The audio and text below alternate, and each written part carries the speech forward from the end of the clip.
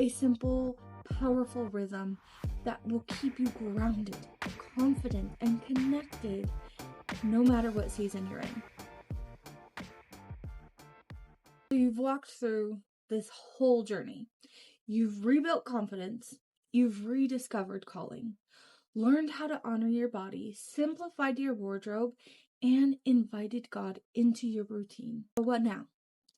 Now, bring it all together. Because the goal was never just to know these things. It was to become this, to become her. It's not about adding something new to your plate. It's about aligning what's already there. Your habits, your environment, your mindset, your clothing, so they all agree with the woman that God designed you to be. That's what this whole chapter, this whole video is all about. The daily becoming ritual. A simple, powerful rhythm that will keep you grounded, confident, and connected no matter what season you're in. So the daily becoming routine is a quick, simple 15-30 minute rhythm that aligns your mind, body, and spirit before the world has a chance to distract you. It is not a routine you have to do. It is a rhythm that holds you steady when life gets and also feels so unpredictable. Because the truth is, confidence fades when consistency does. And calling gets blurry when you forget what you're here for. This ritual keeps both of those very clear. It's built on 3 anchors: stillness for the spirit, to align your heart with God's truth; structure for your mind, to focus your day with clarity and peace; stewardship for the body, to carry your presence with grace and strength. When you practice these daily, you begin to live from purpose, not pressure. And you live on purpose, not with stress. This is how you walk out everything you've learned, how you stop trying to become her and you start being her. So every transformation starts in silence. The world moves fast. Growth happens in stillness. And that is why our ritual begins before the noise. The texts, the kids, the notifications. Wake up and give God the first 5 to 10 minutes of your attention. It doesn't have to be complicated. Here's what it can look like. So ground yourself. Before reaching for your phone, place your hand over your heart. Take a slow breath and whisper a short prayer like, Lord, thank you for this new day. I receive your peace before anything else. Another thing is read a verse slowly out loud. Not a chapter, just a verse that anchors you. She is clothed with strength and dignity. The Lord will fight for you. You only need to be still. I can do all things through Christ who strengthens me. Read it aloud. Let it settle. Another thing, pray intentionally and ask, what do you need me to remember today? Then pause and let God speak. Write one word or sentence in your journal. That's your spiritual theme for the day. It could be peace, presence, strength, clarity, grace. This small spiritual start becomes your internal compass. Once your spirit feels centered, you need to give your mind structure, because unstructured minds, they spiral. And structured minds are able to do so much more and stay focused on the tasks that need to be done. So you've already learned how to simplify your wardrobe. Now we simplify our decisions. So here's how you do that in your morning routine. The 3-minute journal reset. Write down, what are you grateful for? What matters most today? Who am I showing up as? So grateful, you can write that you're grateful for a quiet morning, your health, another opportunity to serve. What matters? Record the lesson, dinner with family, staying present. Who am I showing up as? Calm, confident, compassion. These 3 prompts give your mind focus. No long to-do list, just to help you to be more intentional, like a compass guiding you throughout your day. Step 2 is review your front row. Glance at the outfit that you prepared the night before. This small act reinforces that you are a woman with order, not overwhelm. You've already decided how you're gonna show up. You just need to step into it. Most women don't struggle because they lack discipline, taste, or potential. They struggle because they're trying to transform alone. Research actually shows that people who pursue growth inside a community are up to 65% more likely to follow through on actual, tangible, meaningful change. And it's not because they're stronger, because they're supported. They've got accountability. They are able to be reinforced with this new behavior. And that's what most women are missing. Not more information, not another checklist, but a room. A room where standards are higher, where self-doubt isn't normalized, where growth is expected, not explained away. The Style Empowerment Society exists for women who know what they are capable and that they are capable of much more. Have been telling themselves that they don't have the time or it's not necessary. Yet confidence isn't built in the spare moments. It's built through alignment, repetition, and being seen. Style here isn't about clothes. It's about presence, identity, and remembering the worth that has always been yours. But it got buried under responsibility, noise, and comparison. When women gather around clarity instead of chaos, transformation becomes inevitable. If you are ready to stop circling your potential and start stepping into it, the Style Empowerment Society is where that begins. Join us. It's free to enter, and it's where becoming her stops being theoretical and starts becoming lived. So step 3, speak your 3 identity words. You created these in chapter 1. Repeat them out loud while you look in the mirror. I am elegant. I am clear.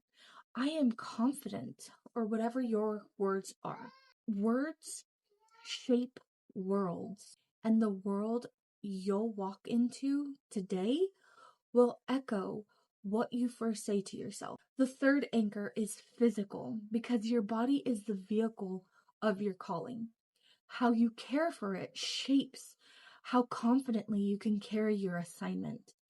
This doesn't mean perfection, it means presence. Your body is how you move through the world God placed you in. Steward it with gentleness and strength. So here's what this looks like in your ritual. Step 1, movement. 5 to 10 minutes. Stretch, walk, or breathe deeply. Activate your muscles and wake up circulation. Even gentle movement tells your brain, we're alive, we're ready. Step 2, nourishment. Hydrate first thing. 1 glass of water before anything else. This small discipline reminds you that care starts from the inside. Eat something with nutrients, not just caffeine. Fuel supports focus. Dress with intention. Now comes the sacred act of preparation. You've already chosen your outfit. So this step is about agreement. As you dress, think of each layer as symbolic. Undergarments, the foundation of truth. Clothes, the armor of dignity. Accessories, reminder of God's favor. Say quietly, I am ready to represent peace today. And when you finish, pause in front of the mirror. Take 1 more deep breath and smile. You are victorious because of what God has done for you. Also, because you took action to walk in His will for your life and do the hard things. Even with the best morning, life can unravel by noon. And that's why part 2 of your ritual happens midday. This is the recalibration moment, a 5-minute check-in to bring your peace back when things get noisy. And here's how. Okay, you're going to step away. Even if it's just to the bathroom or your car, take 3 slow breaths. Inhale God's truth. Exhale that tension. And ask yourself, am I still walking in alignment with who I said I would be this morning? If not, it's time for a reset. Whisper your 3 words again. Straighten your posture. Lift your chin. Walk back into your assignment with presence. This small midday reset prevents spiral and maintains strength. That is how you stay composed when others can lose control. Your day deserves closure just as much as it deserves a start. A strong and powerful start. Without closure, you carry unfinished energy into tomorrow. With closure, you rest.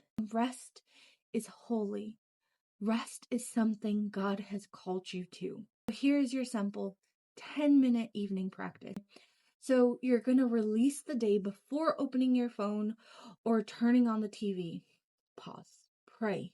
Whisper, Lord, I release what's mine to control, and I return to you what's yours. Second thing you're going to do is micro wins. This is a reflection. Write one small thing that you did well today. Maybe you prepared dinner calmly, handled a hard conversation with grace, or you just got dressed when you didn't feel like it. Small obedience builds big confidence. Okay, so step 3, gratitude before bed. And with 3 gratitudes. Okay, so this rewires your mind to recognize God's faithfulness instead of fixating on what went wrong. Step 4, prepare tomorrow's outfit. This is the bookend of your ritual, of your whole routine. When you prepare your clothing, you prepare your posture. It tells your brain tomorrow is already ordered. And rest. You've done enough for today. Let's zoom out for a moment. Everything that we have built together, confidence, calling, clothing, and spiritual alignment, only lasts when you move from reaction to rhythm. Reactions are emotional.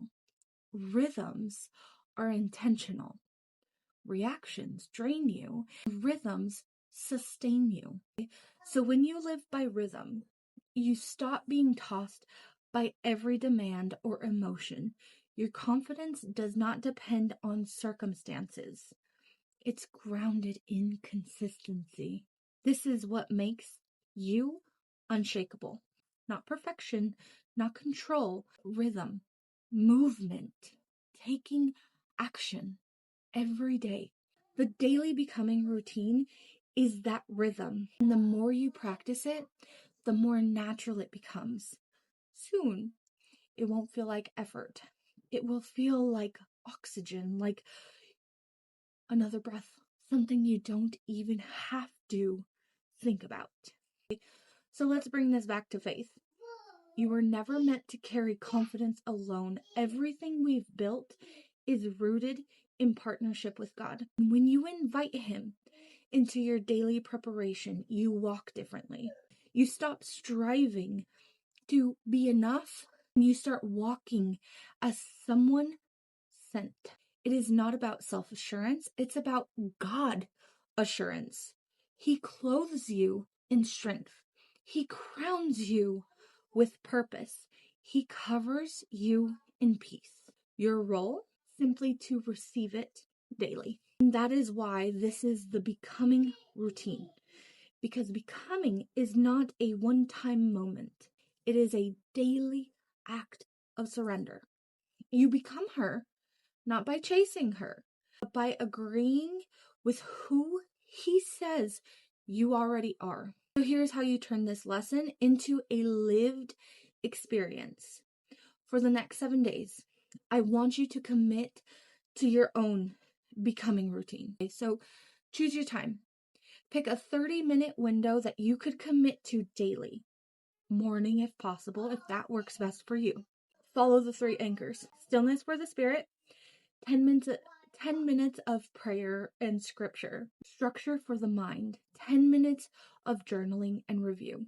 Stewardship for the body, 10 minutes of movement and intentional dressing. Step 3, use your 3 identity words. Repeat them out loud, every morning and every night. Step 4, capture your wins.